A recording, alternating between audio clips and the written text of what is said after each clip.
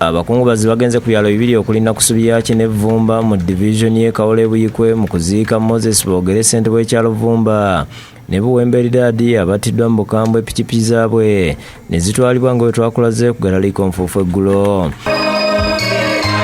Abantu bangi okuli abakulembeze ne bannaddiini obwedda buli akwata akazindaalo ng'avumirira ekikolwa eky'obukambwe ekyakoleddwa ku batuuze ng'abattira obwemage.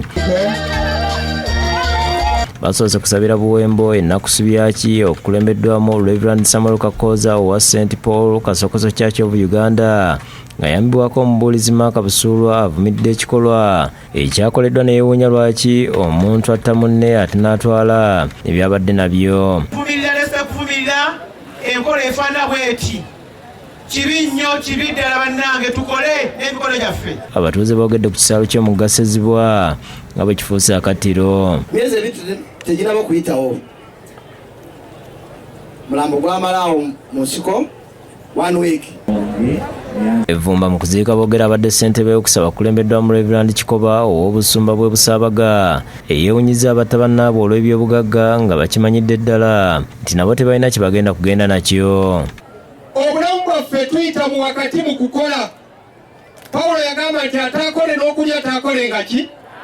Talyenga. Lwaki ne tukola? Katonda akuwadde emikono gyo. Ssentebe wa disitulikiti y'e Buyikwe Jimmy Kanaabye ayogedde ku kumenyebwa amateeka obuli mu disitulikiti nga buvudde ku poliisi z'ebitundu ezaggyibwayo n'agamba nti bakola buli ekisoboka okulaba nga gavumenti ezikomyawo.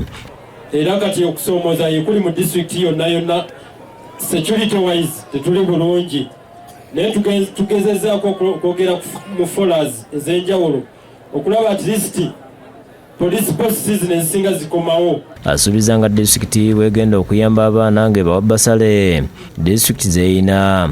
Basaliz ezeetaagibwa okuva eri abaana bano ofiisi yange nzigule, nja kuyamba ekisoboka. Omubaka wa Lugazi Municipality Stephen Serubula atabukidde abeeyimirira buli mumenyi w'amateeka nti bano bebongera okumenya amateeka.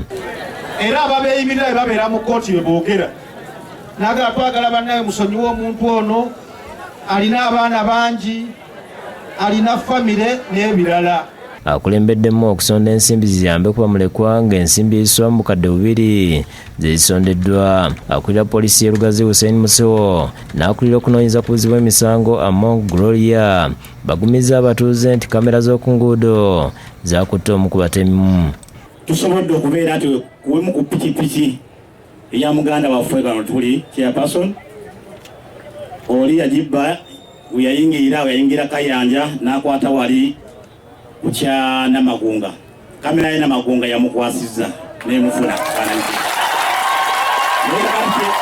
kyensobola okusaba kyokka eri abantu ab'enjawulo kujja kwetegereza kifaananyi kiri. Mukasa Kivumbi yakusakidde gweno ku Lwabukedde TV. Tweyanziza nnyo